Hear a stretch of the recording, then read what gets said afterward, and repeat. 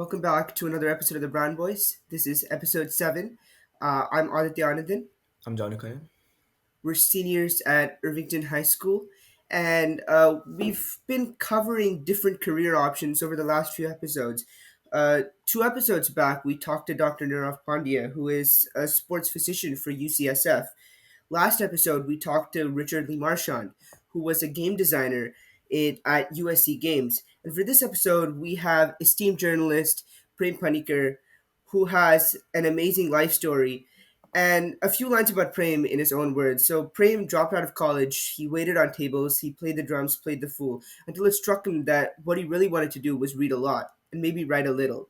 One thing led to another thing, and over a fascinating career, he has worked at India Post, Sunday Observer, Rediff.com, and was also editor of India Abroad and editor in chief at Yahoo India. He's currently the consulting editor at India Spends, India's first data journalism initiative. Welcome to the Brown Voice, Prem. We're really honored to have you on. Before we get started with us asking you questions, is there something you would like to say about yourself? Yeah, I mean, you said you were very honored to have me. It's actually the other way around because I'm a college dropout, and it always feels a bit strange when I'm asked to speak at colleges or to address students and stuff. So, yeah, thank you for having me on. Yeah, I think it's really cool that we're able to do this and talk to people in different career fields and get an idea of and maybe even educate the people in our school as to how many of these careers are and how to navigate their own paths. So I think it's pretty cool that we're able to do it. So to start off, you've had a really unconventional path, like I talked about in your introduction. You've had a really unconventional path to get to where you are. You're a college dropout, and I think you've really gone against the grain in your life. And I found your podcast with Amit Varma, The Seen and the Unseen, very enlightening on your life experience and what you've been through. So I think that's a really good listen for anyone who wants to get to know Prem a little bit better.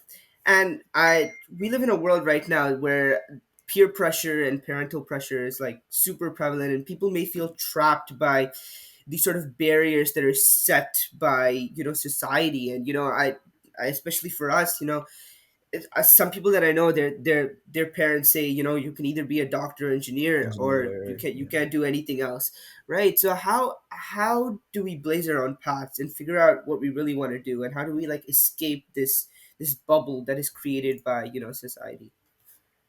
Well, I think there's a couple of things there. One is that the world around us has changed.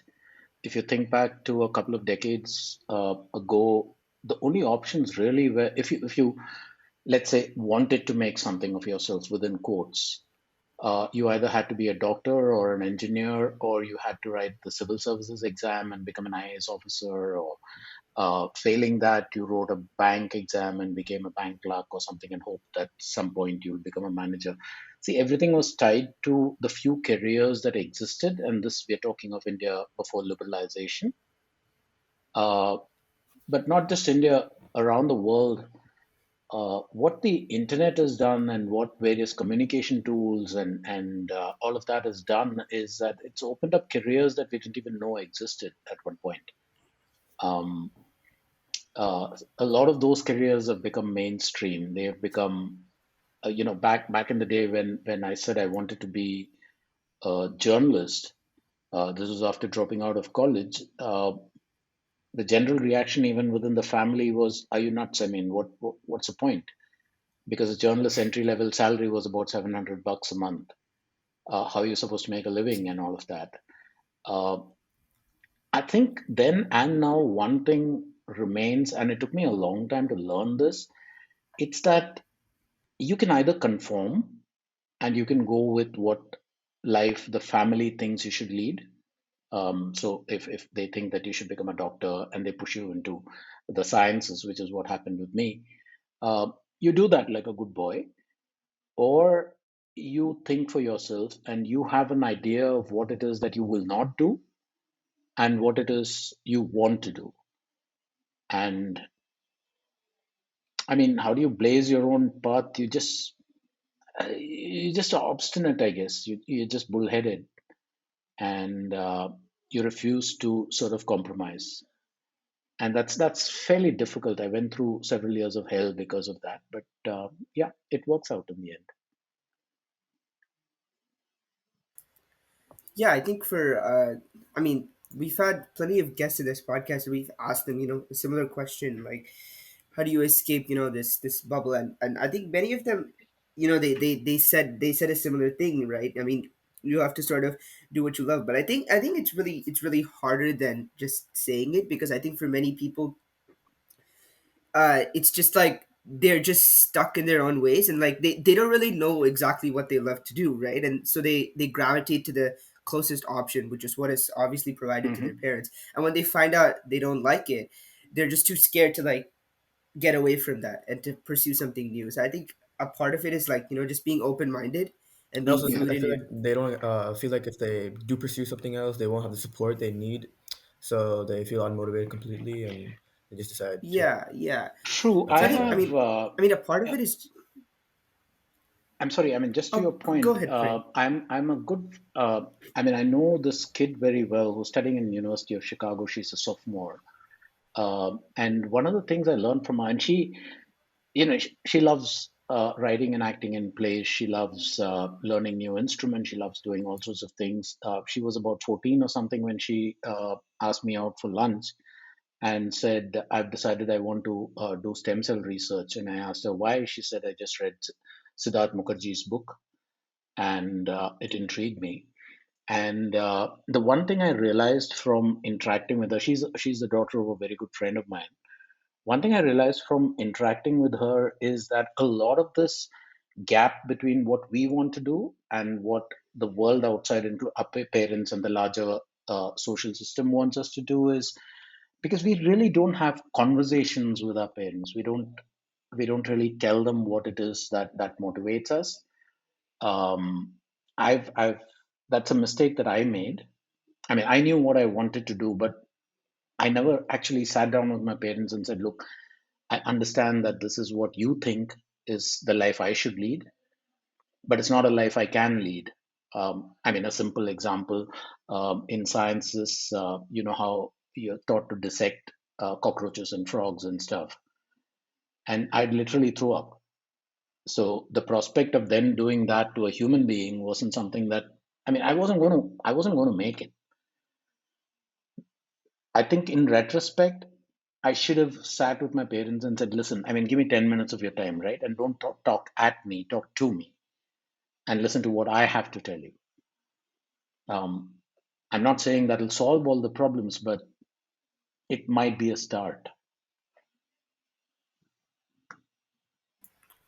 I think Jahnu, he was listening very attentively Yeah, right this there. applies to me a lot because communication with my friends have always been, you know, my biggest problem. But yeah, Yeah. it's a long-term process, I feel Yeah. like. And the other So thing is, look, I mean, it's one thing to have a out of the way ambition, like mine, for instance, back in the day saying I wanted to be a journalist. But then if you have that and things are not working out, you still keep trying. I remember because I mean, I hadn't learned journalism, so I had to teach myself that. And what I would do is read the morning newspapers cover to cover, and I would mark all the stories that I thought, couldn't this have been done better? And then I would sit and rewrite them and see if the version that I came up with was better than the version that was printed. The point is, yeah, it's one thing to have a dream or an ambition or whatever, but if you don't do the hard yards, you just say, okay, one of these days everything will fall into place. It doesn't happen. So, yep. yeah, so hard work is very important, basically, no matter what you do. That's what you're saying. Yeah, Hmm. yeah. I think I mean that goes unsaid, right? Yeah. I mean, yeah. So, I think you traveled with the Indian cricket team for over a decade. I mean, my dad was saying that you were like interacting with all the players, like Sachin Tendulkar and stuff like that. Both me and John are like pretty big fans of cricket. I mean, we watch the IPL, Yeah. we watch the I Indian actually used team. to live in India for 2 years, so IPL, I was a big fan of CSK. Right. So Hmm. Yeah. So, I mean, what were some like insights you gained while like following the team, and like how is sports journalism specifically different from like other types of journalism? I think, well, I mean, they're not all that different, but the big difference I can think of is, look, there are very few things that we are that invested in. For instance, there's politics happening all around us, and yeah, when election comes up, we are all engaged in these discussions about whether the Democrats are better, or the Republicans are better, or what is Joe Biden doing, and all of that stuff. But sports, we invest a lot more, and we expect a lot more of the teams that we are fans of. Like Jahnu just said, he was following CSK, and if I remember correctly, that was a time when CSK was. Uh, oh, these are this old bunch of guys, and the younger, more fancy Yeah, teams, all of that. yeah, like Dhoni and But all the old guys. right. So what happens is that we put a lot of ourselves into the team that we are following, and we expect results. And we sit outside and we're quick to praise, but we're equally quick to blame. So you see somebody playing a bad shot, and it's like, how could he be so irresponsible? And how could he do this? And how could he do that? And uh, I think and in my early days as a sports journalist, that's what I did too. I mean, I looked at a match and I said, how could they have been that stupid? How could they have started a session with a part-time bowler when they should have been bowling one of their star bowlers or whatever? It is only when you actually get to interact with these people, and uh, I think I got lucky in that I was a sports journalist at a period when all the superstars weren't hemmed around by this group of brand managers and image manipulators and stuff who would tell them what to talk about and what not to talk about. Those days, they were perfectly comfortable picking up the phone, calling you, and saying, "Look, I mean, I read your match report. What the hell were you thinking?" Because that's not what happened. This is why something was done. So, for example, there was that famous match in Chennai when Sachin Tendulkar scored 136, I think it was, and then he tried to loft Sakla and Mushtaki got out, and then India collapsed and lost a match that we should have won. It's a test match. And I remember writing that, look, I mean, we had got so close to a win.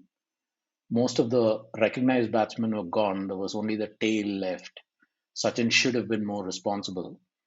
And from the outside, that's what it looks like, that it was a silly shot to play at a bad moment in the game. It's much later that Sachin told me, you know what, I had severe back pain. I wasn't supposed to play that innings. So I'd taken painkillers, and what had happened was that he was outside and he realized that the effect of the painkillers had gone off and the cramp was coming back, and he was really not even able to bend properly. So he figured that he didn't know how much longer he could carry on. So he decided that he would try and hit out and maybe get the runs quickly. And he played a false stroke. So there's a difference between what is happening out in the field and what we as fans or reporters or whatever make of it. We don't make allowances for that human sort of moments. So yeah, that's I think one of the things about sports journalism, that it's easy to analyze, but maybe getting inside the skin of somebody else, getting to talk to them, getting to interact with them, getting them to tell you what was going on in their minds, sort of changes your perspective a little bit. So yeah, but other than that, it's the same thing, right? I mean, you write as Yeah, so honestly as possible. You don't. It's not that you're not biased. No human being is without bias, but you try to avoid those biases when you're actually writing something. So all of that applies for any form of journalism anyway. yeah, with my dad, it's the same thing. One play he'll be like, "Ah, he should have hit like this," and one play he'll be like, "He should have just played defensively." And I'll be like, "Make up your mind. You can't keep saying something else." Yeah, look what happens with Rishabh So Pant, this right? kind I of mean, last innings he played this mhm. horrific shot and got out, and Yeah, everybody was like he should be dropped from the side. And this innings he's got more than all the rest of them put together, and he was still playing his shots. It's just that sometimes it you know how it is, right? Something that we do all the time, but one particular day you try it and it doesn't work, and that's not your yeah, Yeah, fault, this. really. I mean, it's just the yeah, I nature of the think. sport. Yeah, I think it's like it's magnified in terms of like cricket because it's like you're playing for your country, so it's that much.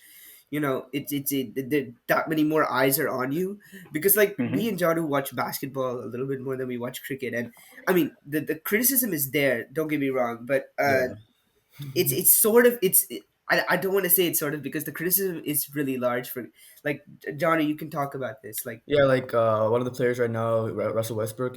He's Hmm.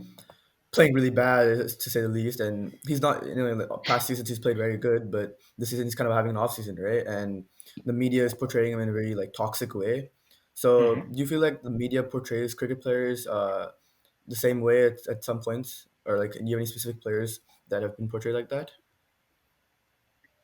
Yeah, sure. I mean, a recent example would be Mohammad Shami, right? If you remember in the T20 thing, he was accused of because he was a Muslim, he gave away his. I mean, he gave away too many runs and he cost us the match and stuff like that. The man has won us games. That particular day it didn't work. It happens to anybody. It's not like just because you're a good bowler, you roll up and you take wickets. Just like, I mean, you're a good basketball player doesn't mean that the other guys are going to allow you to score all the time. And you know how it is, right? I mean, step back from sports for a moment and think about it this way. There's some activity that you do all the time, whatever it is. You're playing ball, or you're skating, or you're windsurfing, or you're doing whatever, and you know how to do it. You do it in your sleep, and then one day something happens, right? You have a tumble while you're skating, or uh, whatever, and that starts to tell on you. It starts to weigh on you a little bit. Why did I fall? Why did I not? I mean, this is something that I should have done. Why did I fail doing that? And that pressure then makes you fail over and over again. And that's a very human thing. It happens in pretty much every field of activity. I remember you guys brought up that stint of mine in Yahoo, where because I was editor most of the time, that's what I was doing. I was either editing copy or working with management and stuff. And I hadn't written for a long time because that wasn't my job at that point. And I remember one day waking up in panic and thinking to myself that I'd probably forgotten how to write. And the first couple of pieces that I tried writing after that were just plain crap. And then you had to sort of go back, just like happens with players, right? At some point you start failing, and then you have to go deep inside yourself and get back into that what is called the zone, if you will. So yeah, there's a whole lot of it. I think the single biggest thing is we forget that these are human beings, and human beings are fallible. They'll have great seasons and they'll have bad seasons, and they'll have bad patches in the middle of a great season, or vice versa. So Yeah, that makes a lot of sense. Obviously, human error has to be accounted for, right? We can't always. They're not robots, so yeah. I think it's also magnified, right, Jahnu, like today because like of social media and stuff. Because like I yeah, don't know, 10, 20 years back, I mean, you would read about it in the paper and maybe yeah, you yeah, would talk about it exactly. among friends, but that's where it would end, and maybe it would come on a few talk Yeah, shows that you watch on TV. But like now, like it's a Twitter. perpetual cycle, right? Like Yeah, people, every time a player makes a mistake, it's sort of it's magnified on social media. I think, it's spammed everywhere. So yeah, yeah. Johnny, do you have a question and then about? they yeah they like exaggerate it extremely, right? And at some point you don't even know what the actual error was, or you don't know what the player actually did wrong. It'll just become something excessively bad. So is Yeah, that kind of do you feel like that kind of social media presence that's toxic against players exists in the cricket industry too? it does now. Simply because I mean, if you're looking at the India ecosystem alone, then more and more of us are getting online. More and more of us are learning the new tools and getting on Twitter and Facebook and all of these things, figuring out social media. And we're also figuring out that social media gives us anonymity if we want it, and also that there is no real consequence to your saying whatever you want. I mean, I brought up the example of Shami, for instance, and the way he was, hounded when he supposedly cost us the game, and then Virat Kohli stood up for him, and Virat Kohli got hounded. If you remember, there was even a rape threat against his baby daughter. Uh, it's just that people have see. It's like this. We three can see each other right now, so there is a face to what I'm saying. But if there was that anonymity, I'd probably, if I wanted to call you names, I call you names. There's no consequences. It's a different thing when Right. you have to stand up and you be the one. That rape threat came from an anonymous handle. Right. Yeah. But It's if just you it's have to easier say, now. I'm Aditya or I'm Jahnu, and I'm saying this, you wouldn't say it because you know that Right. then there will be Right. consequences. At least your friends will say, how the hell could you do this, right? Yeah, I think moving. I think we'll move on from sports journalism, and now I think we want to talk about journalism just overall, and like writing as an Hmm. art. So a critical part of journalism obviously is being able to write simply, and it's not like making anything complicated. It's just writing simply and writing concisely and writing to the reader. And in our experience, and I'm sure John, you can support me on this. School doesn't really help us, become better writers. I remember Yeah, in sixth grade, my teacher was constantly asking me, was constantly marking me down because like I didn't have a conclusion paragraph, and I was like, what exactly is the point of a conclusion paragraph? It's like you're just restating everything that was in the essay. There's just end the yeah. essay, and you spent a lot of time, helping others write better, and I even took your Peoply project course with you and Arati Kumar Rao with that Hmm. taught you both the writing aspect and the multimedia aspect of all of it, and it helped me really understand better how I write specifically and how to make that better. So I think that Hmm. was a great experience. If this is a small question, but do you plan on doing another one of those this year or maybe in the Um, future? so yeah, I mean the question is two parts, and I feel your pain because in school you're taught the five paragraph essay, and somebody Yeah. once defined it as in the first paragraph talk about what you're going to say, in the next paragraphs, in the next three paragraphs talk about what you want to say, and then in the final paragraph talk about what you just said. And there was this funny thing in school once when I was asked to do an essay on, we were studying Julius Caesar at the time, Shakespeare's play, and I was asked to do an essay comparing Brutus and Cassius and conclude which one was the better human being. And my answer was Cassius, and I got a zero for that. And my dad accidentally picked up the paper, saw the zero. He said, "What the hell is this?" And I said, "Look, I mean, what am I supposed to do? My piece was there's no grammatical mistakes, there's no other mistakes that you can think of. My quotes are all on point, but whatever." So he went and asked the teacher, the professor actually, and the professor said, "No, the right answer is Brutus." And my dad said, "If you think the right answer is Brutus, then why are you asking him to conclude something? Why are you asking his opinion?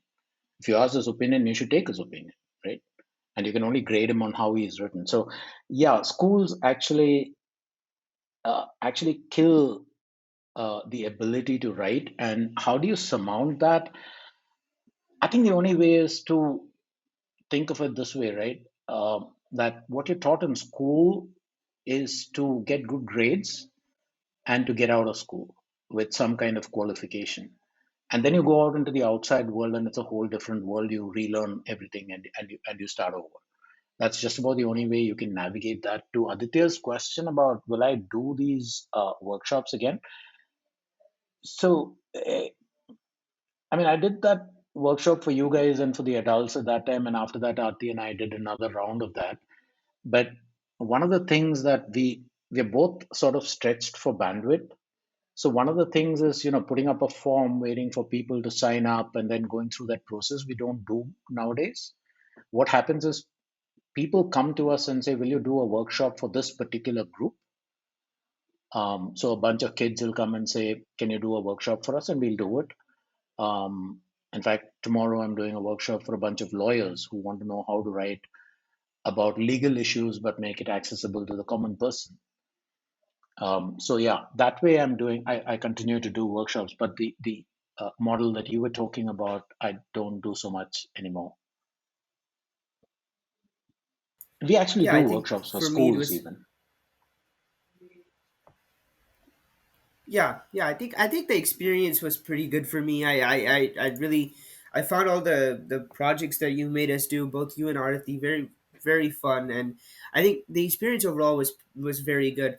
So thank you for for that whole experience. Now going more in depth into like obviously like students and academics and writing, what do you say is the best way for students to sort of break out of the shell that is constructed to academics. You talk a lot about writing with your heart on your sleeve and being vulnerable. So how do we learn to write like that?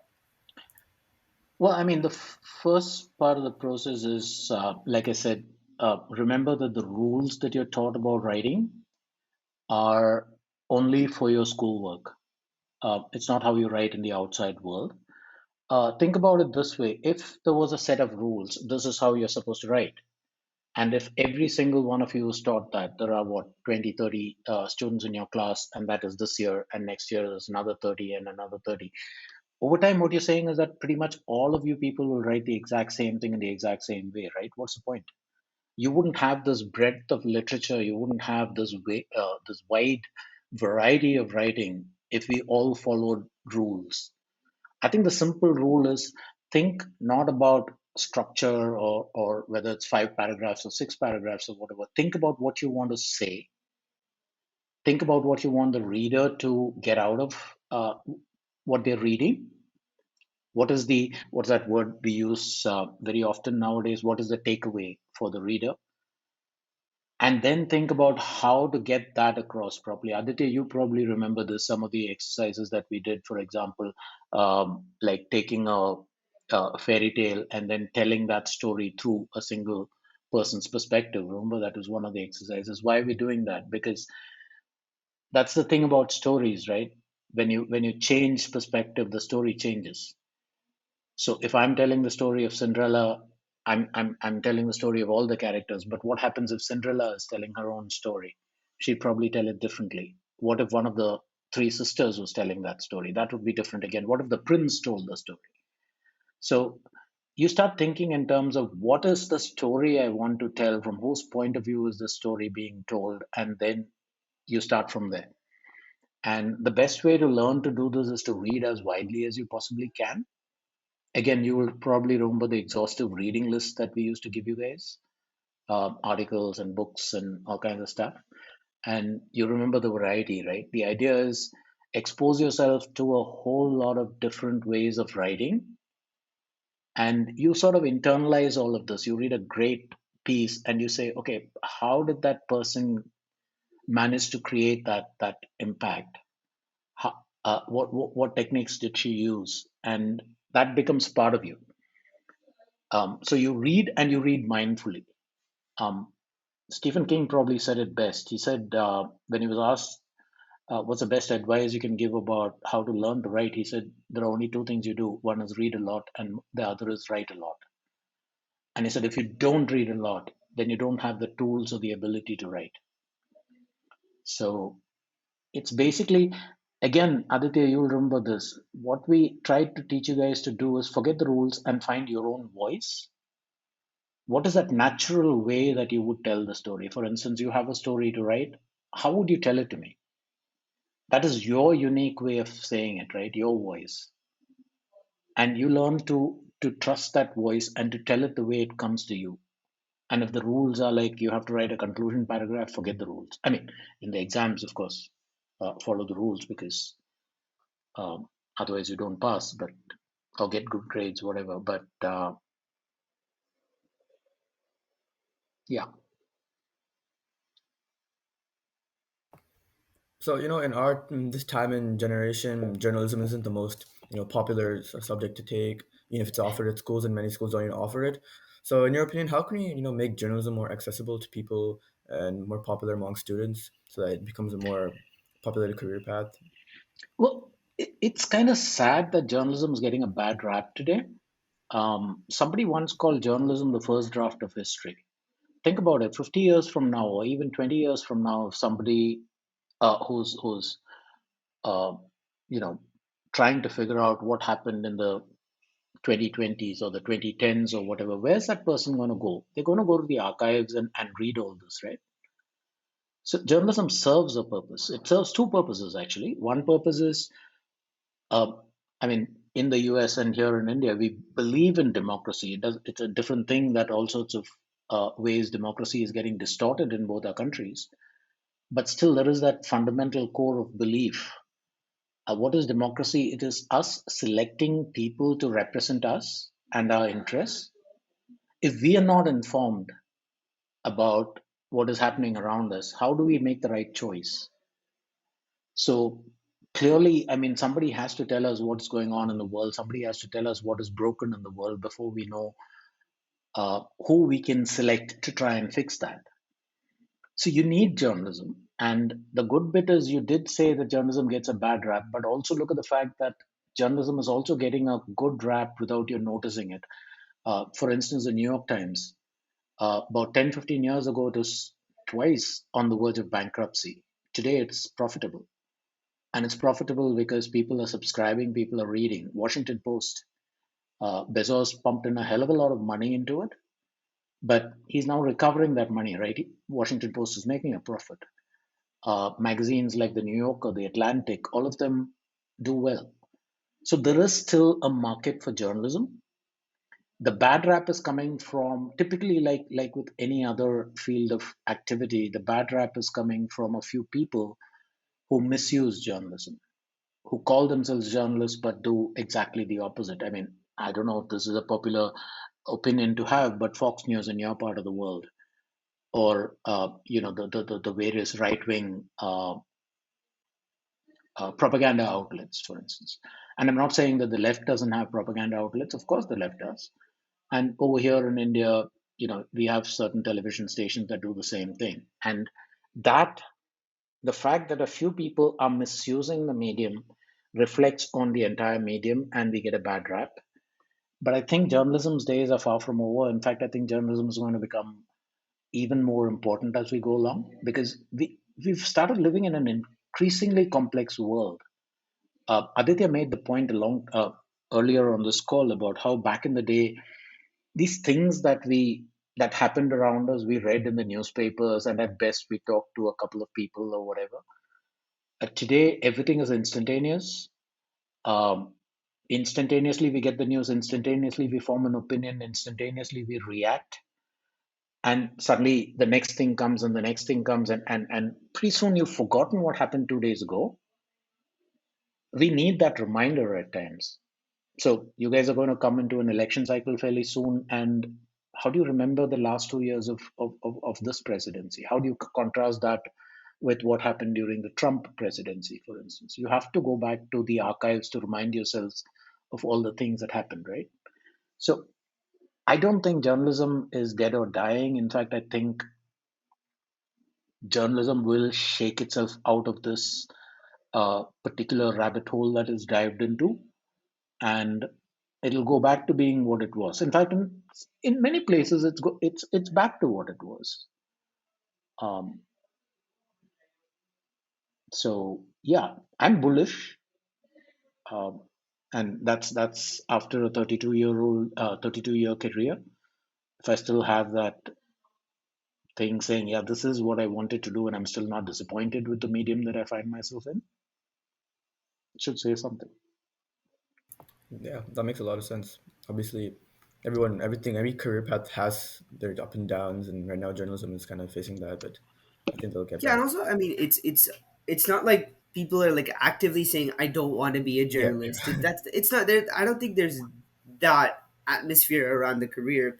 I just think that generally there's some apprehension by people to go into journalism, obviously because of Yeah, the factors that you mentioned, and also, I mean, like in our school, we have a popular journalism club, and yeah, there are yeah. many people that are interested in journalism, and Hmm. I think it's a growing field, and I think there's definitely ways that it could expand, and for people to make it more accessible, either through social media or also innovative ways that people can use journalism, either through like an online medium or something like that, and people can just learn how to write and see where that takes them. And I think that that's the first step, obviously, To to respark do it. Yeah, Yeah, anything in and journalism. there is a related thought that since you said you have a bunch of people there who are interested in journalism, look, there's one fundamental change that has happened between now and say about 25 years ago. And I'm saying 25 years because 95, when the internet was opened up. Before that, if you wanted to be a journalist, you somehow had to have been hired by a newspaper. Uh, and look at the number of people who want to be journalists versus the number of available slots in a newspaper. So You had to get incredibly lucky on top of everything else to actually land a gig and then do well in that. Today, you have a group in your school that's interested in journalism. You know what? Go to WordPress or go to Ghost or go to one of those platforms. Start an in-house school magazine or a school newspaper or whatever on that. Start reporting both things that are happening in the school and also things that are happening in your communities and stuff. You don't need anybody's permission any longer to be a journalist. You don't need to be hired by somebody to be a journalist. You can do it yourself. And that's a huge, huge advantage that this generation has over the previous ones. And I'd love to read a Yeah, campus all Yeah, these newspaper, advancements make it frankly. much easier too. Yeah. yeah. I think we already have a campus newspaper. Right? I think it's pretty popular, and I think generally I think our school has done a pretty good job in promoting journalism. I mean, even in Horner, John, there was Yeah, there publications. was Yeah, publications. So I mean, it's Hmm. not like I think that generally people just gravitate more towards. I mean, maybe because of their parents, they yeah, gravitate STEM more towards field. STEM field and Hmm. technology and IT and stuff like that. So I Right. yeah, but I mean, obviously there are plenty of people that love writing and want to do this. And I think Prem, that's pretty much all the time that we have. Thank you again so much for being on this call and Yeah, talking to us about journalism. I think it was it's been a pleasure. really interesting to see your outlook on the future of journalism and what your personal experience with journalism. And I think this was a really good call. So Yeah, thank you so much for our viewers. Make sure to go and follow Prem and check him out and maybe interact with him if you have any questions for him. I've linked his Twitter down below in the comment section. And yeah, Prem, is thank there you so much for anything having you want to us. say? Yeah, no, I mean, like I said, I'm always happy to talk to students who want to learn more about the world that they're going to. It is your world, actually. I mean, our time is gone. So students who actually want to learn more about the world and their prospects in it and where they're going with it is always great. And you said what I was going to say. I'm easily accessible on Twitter. I'm also accessible on prem.panicker@gmail.com. So if you guys looking for, you have questions or things that are nagging at you and you want to just bounce it off, feel free. I'm normally good at responding. It may not, I may not respond immediately, but I will within a 24-hour span get back to you. And thank you so much for hosting me. It's been a pleasure. Yeah, thank you so much. Thank you so much to everyone. Bye. Bye bye.